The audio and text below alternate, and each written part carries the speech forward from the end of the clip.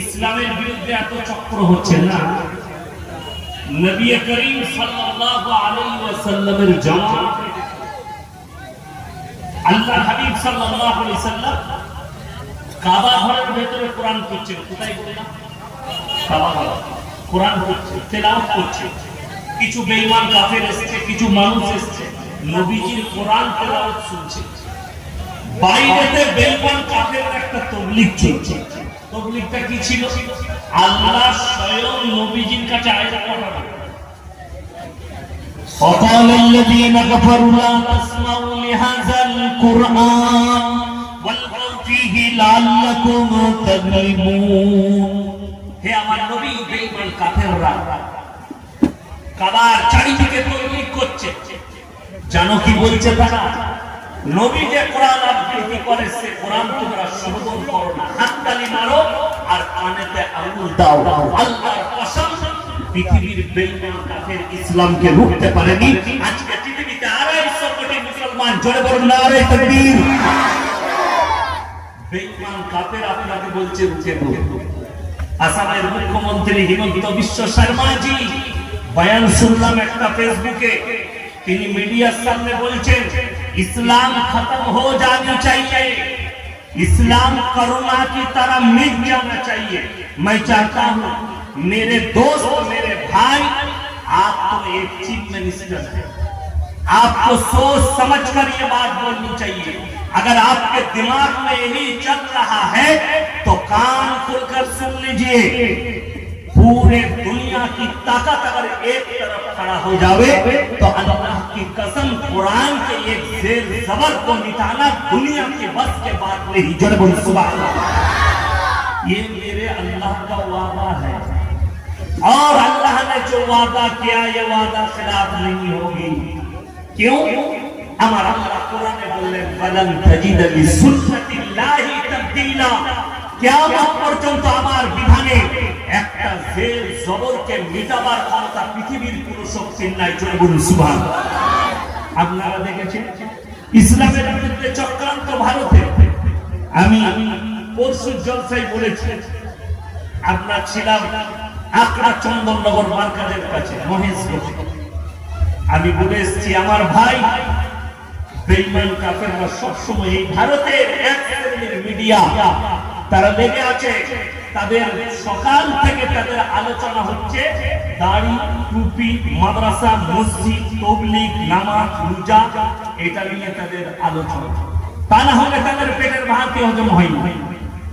আল্লাহ শুনবেন, যদি আপনি হকের উপরে টিকে থাকেন আল্লাহর কসম ফয়সালা আল্লাহর তরফ থেকে আসবে। যদি বলি সুবহানাল্লাহ। যদিও দেরি হয়। আপনাদের মনে আছে নাকি জানি না, করোনা যখন ছড়িয়েছিল ভারতবর্ষে একটা মহামারী পৃথিবী জুড়ে, ভারতের এক শ্রেণীর মিডিয়া, তার মধ্যে নাম্বার 1 আর্নব গোস্বামী বলে একজন অ্যাঙ্কার, সে মিডিয়ার সামনে এসে বললে अगर हिंदुस्तान में कोरोना फैला है तो दिल्ली निजामुद्दीन मरकज से तबलीग वाला ने, जमात वाला ने फैला है। हमारे अकाबीर खामोश, हम लोग खामोश हो गए क्योंकि हम तो इंतजार कर रहे थे कि फैसला अल्लाह की तरफ से आ जाए। बॉम्बे हाई कोर्टे मामला, बॉम्बे हाई कोर्ट সার্কুলার জারি করে দিলেন, নিজামুদ্দিন থেকে করোনা ছড়ায়নি। করোনা যদি ছড়িয়েছে নামাজের ক্যাম্প থেকে, আহমেদাবাদ থেকে ছড়িয়েছে।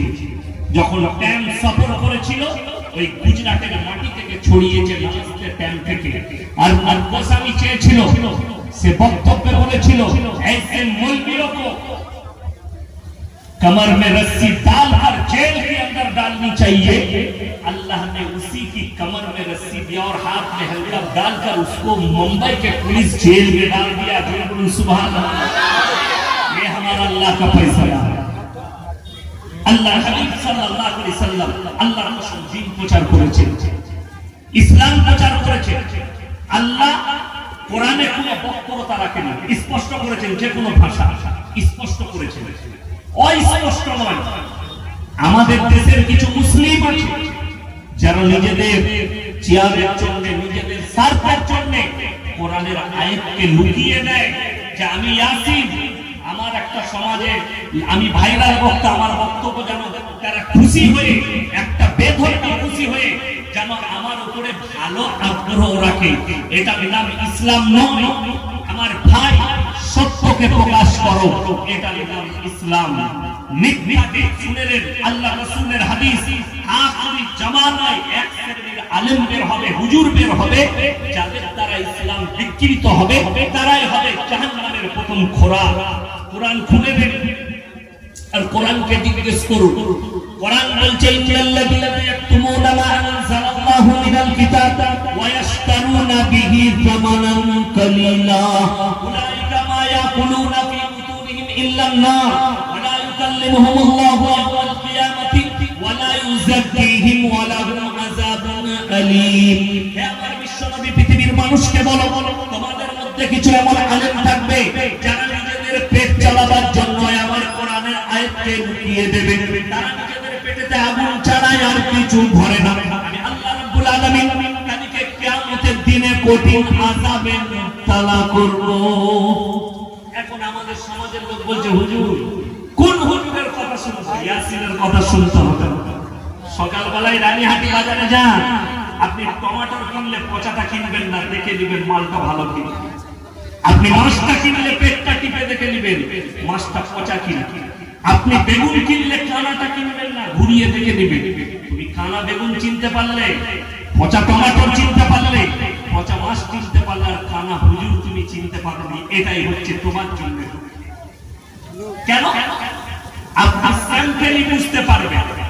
স্যাম্পেল মেদিনীপুরে একজন বক্তা এসেছিলেন উত্তরপ্রদেশ থেকে, আলিম মিডিয়া বলে একজন মিডিয়া, খুব ভালো ছেলে আলিম মিডিয়া।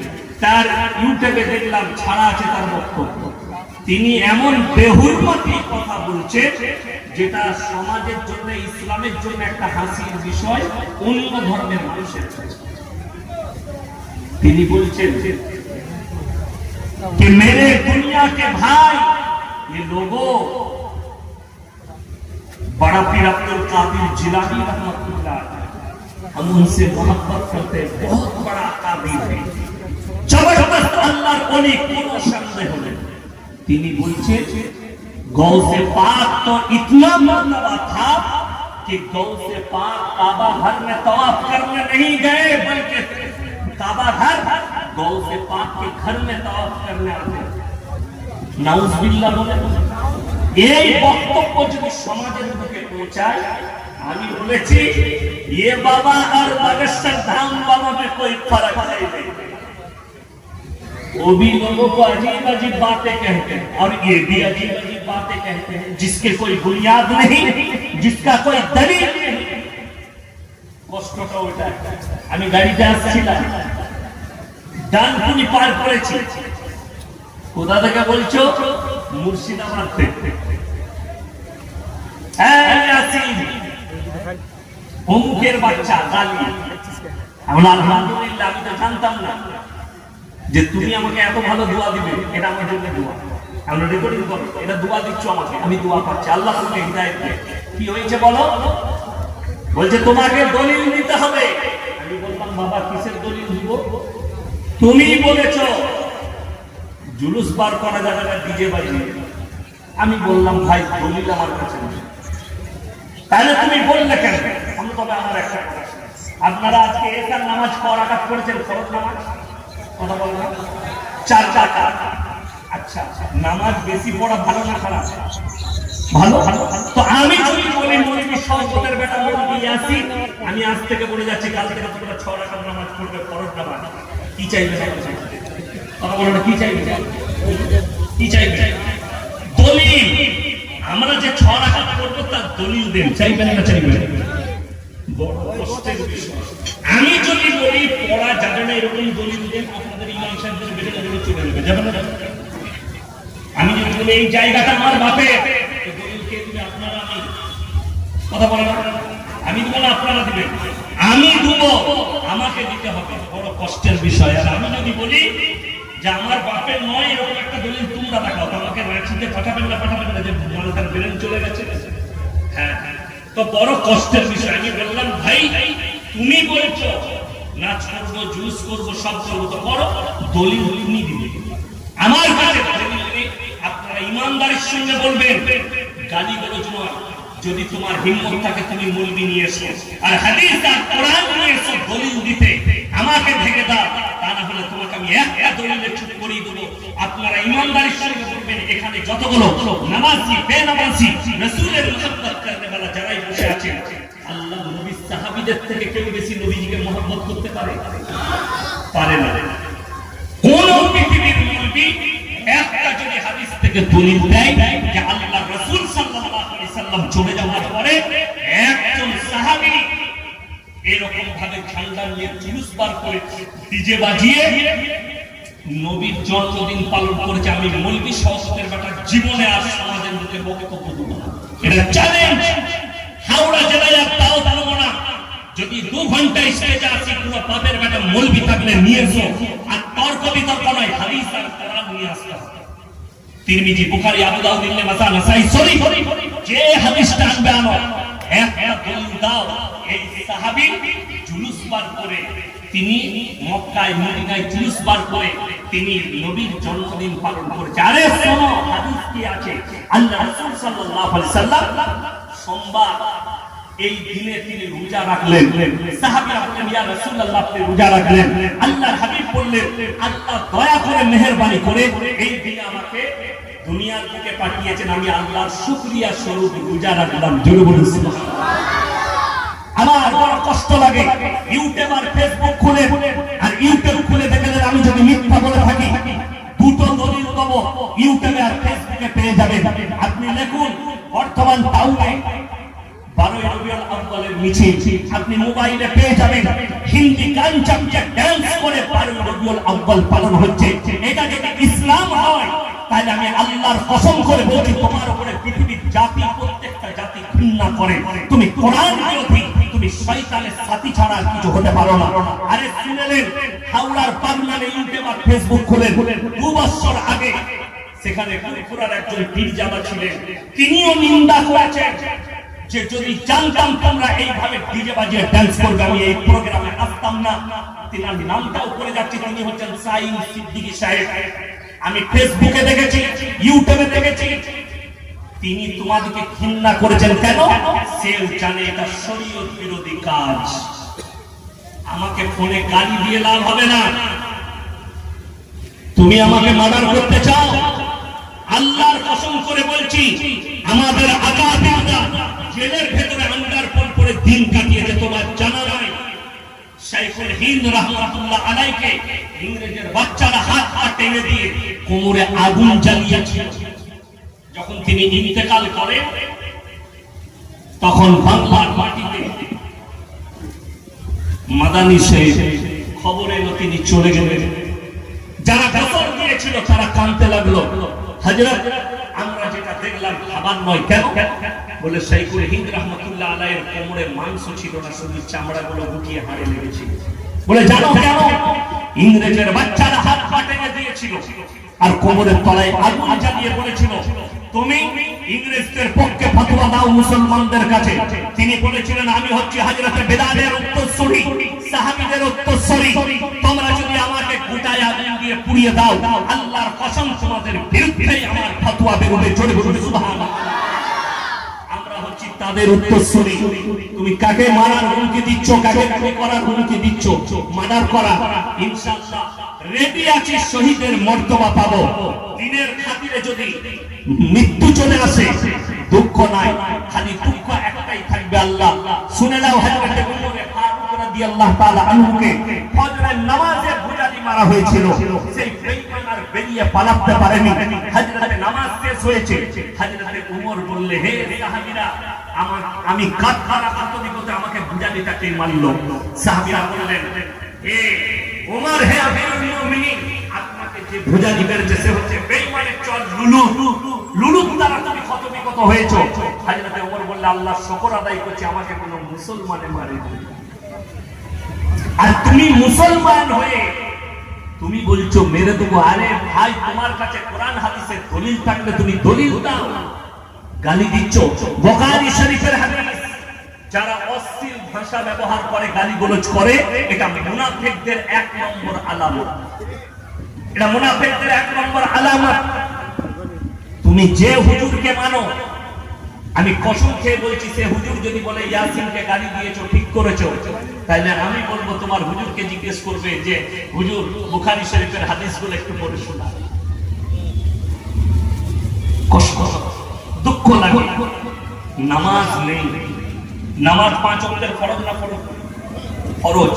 এখানে যদি কোনো মৌলবি বলতে পারে জুলুস পার করে ফরজ, ওয়াজিব, সুন্নাত, নফল কিছু যদি বলে ভালো কাজ, আল্লাহ রাসূলের মহব্বতে যদি জুলুস পার করা যায়, তা আল্লাহর মহব্বতে 2 রাকাত নামাজ বেশি কেন পড়ে? কথা বুঝতে পারেন? যদি আল্লাহর মহব্বতে 2 রাকাত 4 রাকাতের জায়গায় 6 রাকাত ফরজ নামাজ পড়তে গেলে যদি দলিলের প্রয়োজন পড়ে, তুমি রাসূলের মহব্বতে একটা কাজ করবে, দলিল লাগবে না? আল্লাহ রাসূল কি ইসলামের ভাই? আল্লাহর কসম করে বলছি, রাসূল সাল্লাল্লাহু আলাইহি সাল্লামের আখলাক আর চরিত্রের মধ্যে এসো, যদি চলে আসো, তোমার মুখ দিয়ে গালি বের হবে না, তোমার আখলাক চরিত্র ভালো হবে, তুমি বেনামাজি হবে না, তুমি মুত্তাকিন হবে না, তোমার আখলাক আর চরিত্র হবে দ্বীনের উপরে। আরে শুনে রেখে দেন, আজকে মুসলমান তো এটা না পূজার কারণে সে কি মনে করেছে, আপনি দেখুন ভেবে, আমাদের এখানে ফুটবল খেলা হয়, ক্রিকেট খেলা হয়, হয় না? হয় না? যারা জিতে তারা নাচে না, যারা হেরে যায় তারা নাচে? যারা জিতে তারা নাচে। আচ্ছা, আমাদের বাম মরে গেলে নাচি না ব্যাটার বিয়েতে নাচি? ব্যাটার বিয়েতে খুশি হয় না? হয় না? ব্যাটার বিয়ে আছে, বিটির বিয়ে আছে, খুশি, এই মেহমান এলে, আরে ভাই বুকে জড়িয়ে এসো, তাড়াতাড়ি খানা খাবো। কি বুঝি? আমি 1 সপ্তাহ আগে এসেছিলাম আপনার কাটলিয়াতে। মাহমুদ আলী সাহেব, হাজী মাহমুদ আলী সাহেব ইন্তেকাল করেছিলেন, যিনি আলামিন মিশনের সভাপতি ছিলেন। আমি ওনার বাড়িতে দেখা করতে এসেছিলাম। তো ওই দিনই আমার একজন বন্ধু মুফতি আব্দুর রাজ্জাক সাহেব এসেছিলেন। এই আপনার ডোমজুলের কাছে, ওটার নাম হচ্ছে আপনার করলা, ওখানে আমার জলসা আছে, করলা মাদ্রাসা এই বছর। তো ওখানে একজন ব্যক্তি কি করেছে, একটা বিয়ের হল করেছে, সেটা উদ্বোধন করেছে। তো তারা ভাবতেই পারেনি ইয়াসিন সাহেব চলে আসবে। আমি বিনা দাওয়াতের মেহমান, তিনারা প্রচুর খুশি। অনেক ছেলে এসে ফটো তুলতে লাগলো, আমাকে খাওয়ালো, দোয়া করলাম, দোয়া দিলাম। এগুলো হচ্ছে বড় কষ্টের বিষয়টা হচ্ছে, দুঃখের বিষয় হচ্ছে, মুসলমান যেটা দিন সেটা দিন মনে করে না, বা দিনটাকে দিন মনে করে বড় কষ্ট লাগে। সে খুশি হয়েছে আমি আসাতে, আমার মৃত্যুতে, কিন্তু যদি তার বাড়িতে কোনো মাইয়া হতো তাহলে আমার দুঃখ হতো না? আমিও খুশি যে একটা ভালো কাজের জন্য, মানুষের বিয়ে শাদীর হলের জন্য, কোনো অনুষ্ঠানের জন্য করেছে, দিনই প্রোগ্রাম হবে, হলটা করেছে, খুশি। ভেবে দেখবে পৃথিবীর যে কোনো জাতিকে, আমাদের দেশে সব থেকে পিছিয়ে পড়া জাতির নাম কি? সব থেকে পিছিয়ে পড়া হচ্ছে আদিবাসী, যেটা ঝাড়খণ্ডে বেশি আছে।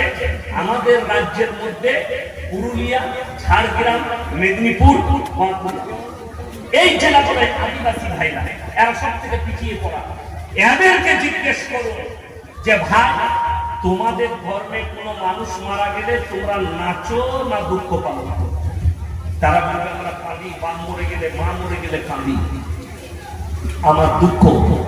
আমি বলবি শাসনের বেটা যদি মিথ্যা বলে থাকি, আমার মাদ্রাসায় দাওয়াত দিলাম, সামনের বছর 10ই মুহররম সকালে চলে আসবেন, আমার বাড়িতে খানা খাবেন, রাত্রে গাড়ি ভাড়া করে দেবো আমি হয়তো প্রোগ্রামে থাকি, আর যদি না থাকি, প্রোগ্রাম না থাকে, আমি নিজের গাড়ি করে আপনাকে নিয়ে যাব। বর্ধমান টাউনে মুসলিমদের ছেলে মেয়ে সারা রাত মদ্যপান করে ডিজে বাজিয়ে ড্যান্স। কি ব্যাপার? হযরতে হোসেনের মহব্বতে দুঃখই ড্যান্স করছে। তাদেরকে জিজ্ঞেস করো, তোমার বাম মরে গেলে কি করতে হবে? বলছে হুজুর কোরআন খানি। বাম মরে গেলে কোরআন খানি, বাম মরে গেলে মিলাদ, বাপের লেগে দোয়া, তোমার বাপের লেগে কোরআন খানি, তোমার বাপের লেগে মিলাদ, তোমার বাপের লেগে দোয়া। আর হযরতে হোসেন রাদিয়াল্লাহু তাআলা আনহু কারবালার ক্যাম্প করে শহীদ হয়েছে, তোমার চোখ দিয়ে পানি নেই, তুমি মদ্যপান করে ডান্স করছো। এটা পৃথিবীর কোন জাতি মেনে নিতে পারে? যদি বলো না চলবে, আমার কাছে দলিল আছে, তো আমি মৌলবী সভাপতির বেটা বলে যাচ্ছি, তোমার বাপ মরে গেলে মিলাদ করা চলবে না, কোরআন খানি চলবে না, ঢোল বাজনা বাজিয়ে ড্যান্স করা আত্মাটা শান্তি পাবে। আরে মুসলমানের হালত বলে দিই, আমার এলাকা বর্ধমান জেলায় মেলা করেছে, মেলা কোথায়? এটা রোড, কি বললাম, এটা রোড, রোডের এপাশে কবরস্থান, এপাশে খালি মাঠ, ওই মাঠে মেলা বসিয়েছে। মেলায় কি কি হচ্ছে? এক একদিন এক একটা অনুষ্ঠান, একদিন বুগি বুগি ড্যান্স, একদিন ড্যান্স হাঙ্গামা, একদিন পঞ্চরস, এরকম বিভিন্ন গান। কত মুসলমান বুদ্ধিমান বুঝলেন, কবরস্থান এপাশে, মিডিলে রাস্তা, ও পাশে সব গান হচ্ছে। আর কবরস্থানের দেয়ালে বোর্ড দিয়েছে, পবিত্র কবরস্থান কেউ প্রস্তাব করিবেন। তোদের মতো বুদ্ধিমান কেউ নাইবে, ওখানে প্রস্তাব করা যাবে না, কিন্তু তোর বাপ দাদাদিকে বুগি বুগি ড্যান্স শোনানো যাবে। খবর বলতে পারবে না? এই হচ্ছে মুসলমানের হাল, যাদের কাছে গান বাজনা হালাল, যাদের কাছে অথচ হাদিস রাসূলে গান হচ্ছে শয়তানের বাঁশি বাদ্য যন্ত্র। যারা গান বাজনা করে, যারা গান বাজনা শুনে, কিয়ামতের দিনে হাদিসে আছে তাদের কানে বজ্রের আওয়াজ দেওয়া হবে, তাদের পর্দা ফেটে তছনছ হবে, তারা নিজেদের কানের যন্ত্রণায় পাগের থেকে বেশি কিয়ামতের দিনে চিৎকার করবে। তুমি ভেবে দেখেছো তোমার কানে কোরআনের তেলাওয়াত নেই, তোমার কানে তোমার বাড়িতে কোরআনের তেলাওয়াত নেই। আজকে তো মুসলমান এটাকে নিয়েছে নামাজ পূজা তাসবিহ তেলাওয়াত। কেন? আমাদের মতো কিছু মৌলবীর জন্য। এরা ভেবেছে নামাজ পূজার প্রয়োজন নাই, যা করছিস কর, হুজুররা আছে দোয়া করে জান্নাতে দিবে। জান্নাত খুব সহজ, সহজ নয়। আমাকে মিলাদে দাওয়াত দিলেন, আমি এসে দোয়া করলাম, রব্বানা আতিনা ফিদ দুনিয়া হাসানাহ, আল্লাহ তুমি জান্নাতুল ফিরদাউস দান করো, আল্লাহ তুমি শহীদের মর্তবা দাও। আর আমাকে দেশি মুরগি দিয়ে ভাত দিয়েছে, আর পরোটা, কাবাব। আমি খেতে খেতে বললাম, বাবা কি করে বললো বাপ? বললে হুজুর ছেলে খুব কষ্ট, 3 বোতল মদ খেয়ে গাড়ি চালাচ্ছিল, 5 লাখ অ্যাক্সিডেন্ট হয়ে গেছে। আমি তোবা তোবা, কাকে জান্নাতে দিলাম বে আমি? আমাদের দেশের ভণ্ডরা বলছে না, দোয়া করে জান্নাতে দিতে হবে। আমি মৌলবী সভাপতির বেটা, আমার বাপের দলিল দিতে আসিনি। কোরআন খুলে না, খুলে পৃথিবীর শ্রেষ্ঠ ব্যক্তি হযরত মুহাম্মদ মুস্তাফা সাল্লাল্লাহু আলাইহি ওয়াসাল্লাম, নবীজির থেকে দামি লোক কিয়ামতের সকাল পর্যন্ত আর পৃথিবীতে কেউ আসবে না। তিনি হচ্ছেন শ্রেষ্ঠ পয়গম্বর এবং ইমামুল আম্বিয়া। অনেকজন বলেন নবীদের নবী, ভাষাটা ভুল বলা যাবে না, নবীদের নবী নন। কেন? উনি যখন দুনিয়াতে ছিলেন আর কোন নবী ছিলেন না। নবীজিকে তিনি হচ্ছেন ইমামুল আম্বিয়া। ইমামুল আম্বিয়ার একটা বড় দলিল আছে, ইমাম হতে গেলে ওনার পেছনে সকলকে নামাজ পড়তে হবে, ঠিক কিনা? কিন্তু আপনার প্রশ্ন, নবীজির পেছনে নামাজ পড়েছে কিনা? আমার ভাই, যেদিনে আল্লাহর হাবিব সাল্লাল্লাহু আলাইহি সাল্লাম মেরাজের রাত্রিতে, কোরআনে আছে সুবহানাল্লাযী আসরা বিআবদিহি লাইলান মিনাল মাসজিদিল হারাম ইলাল মাসজিদিল আকসাল্লাযী বারাকনা হাওলাহু লিনুরিয়াহু মিন আয়াতিনা ইন্নাহু হুয়াস সামিউল বাসীর। পৃথিবীর অনেক, আমাদের দেশের অনেক মুসলিম বুদ্ধিজীবীরা বলছে আমাদের মতো মৌলবীর লেগে এরা ফিলিস্তিনের লেগে মাথা ফাটাচ্ছে, এরা গাজার লেগে মাথা ফাটাচ্ছে।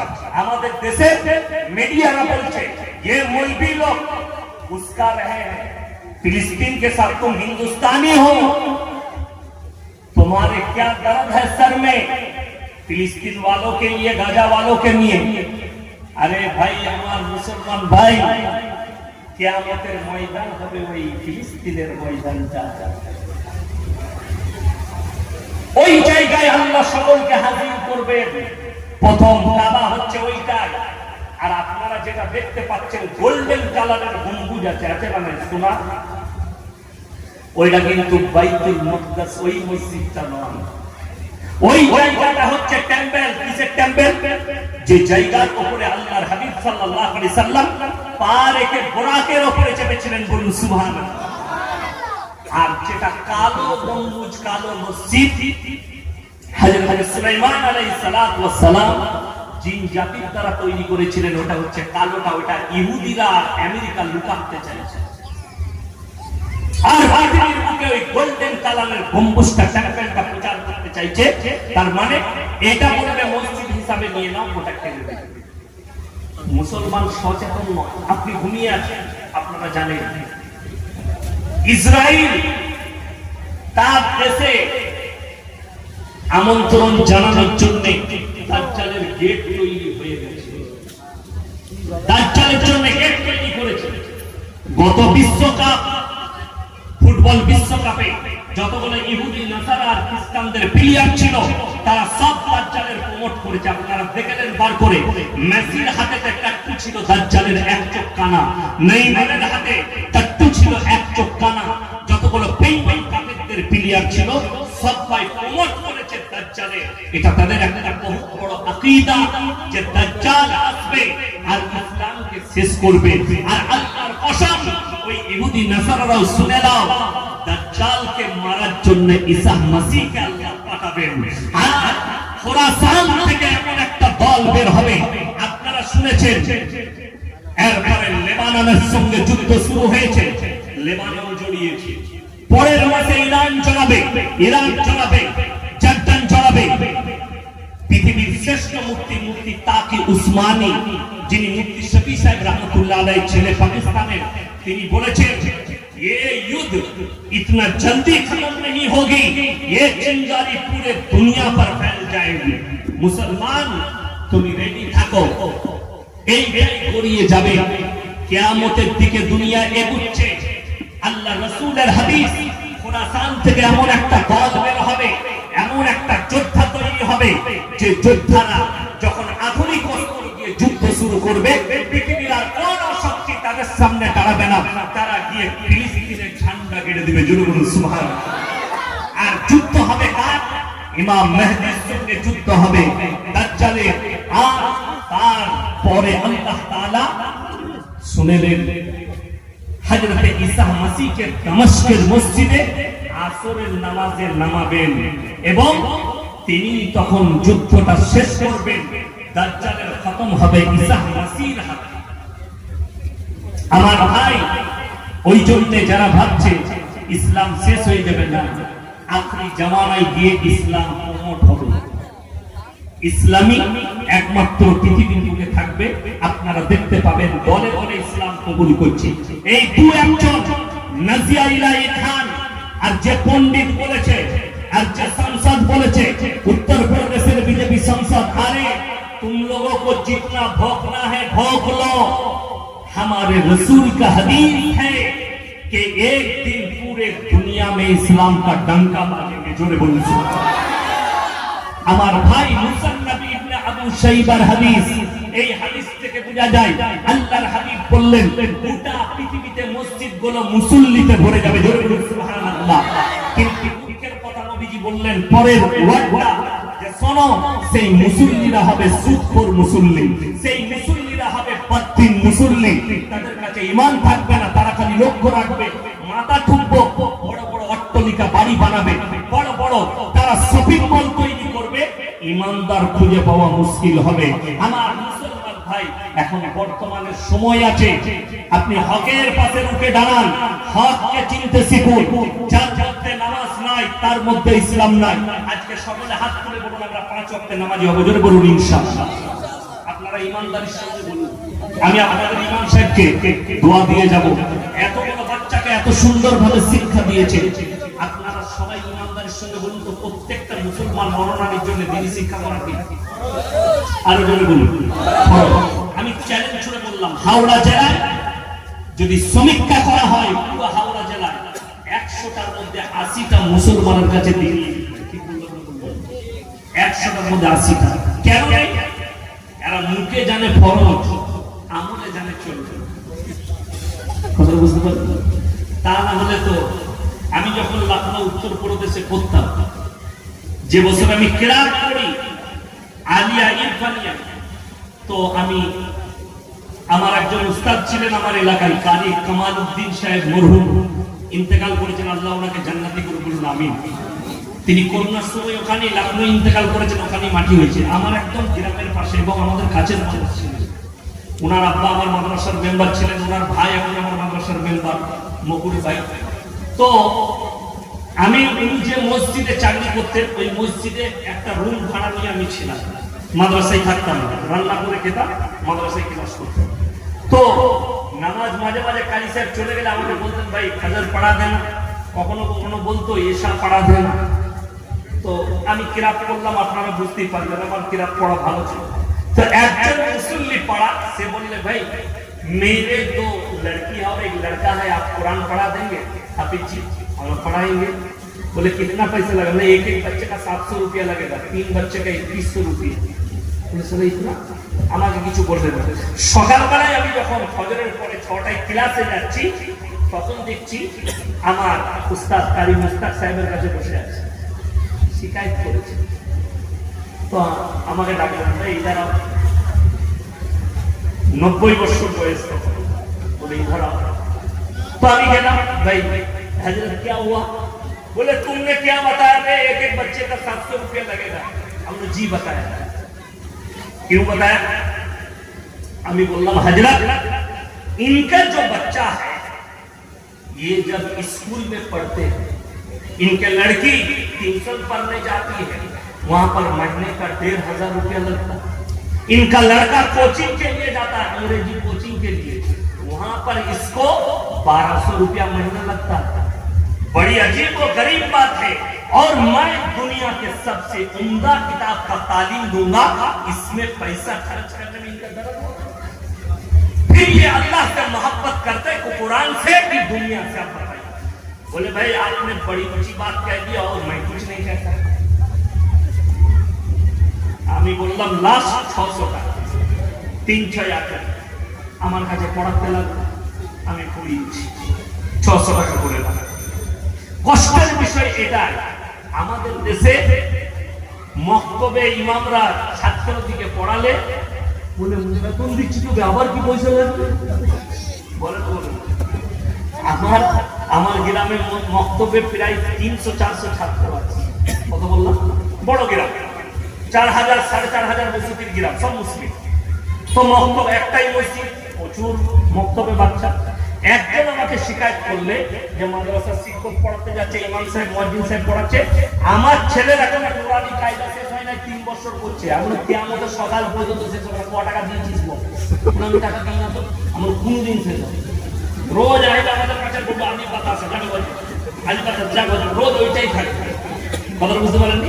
আমি বললাম তো গিয়ে মুফতি সাহেবকে বল, যার কাছে পড়ে, যে হুজুর আমার ছেলেটাকে 3 মাসে কোরআন শিখিয়ে দে, যা টাকা লাগবে আমি এরপরে তুই মন থেকে হাদিয়া দে। তো ছেলেটা 3 মাস বা 2 মাসে কোরআন শিখে যায়। কথা বুঝতে পারেন? আপনি ভেবে দেখুন, মহব্বত কোরআনের প্রতি যদি থাকে, আপনার কোরআনের প্রতি খরচ করতে কোনো রকমের দ্বিধাবোধ হবে। জানেন গুজরাটের একজন বড় মুবাল্লিগ আছে, তবলিগের মুবাল্লিগ, তিনি হচ্ছেন মুফতি ইব্রাহিম দেওলা। 50 কোটি টাকার মালিক, কিন্তু বাপ মাদ্রাসায় পড়িয়ে হাফেজ মাওলানা মুফতি করেছে। বলুন সুবহানাল্লাহ।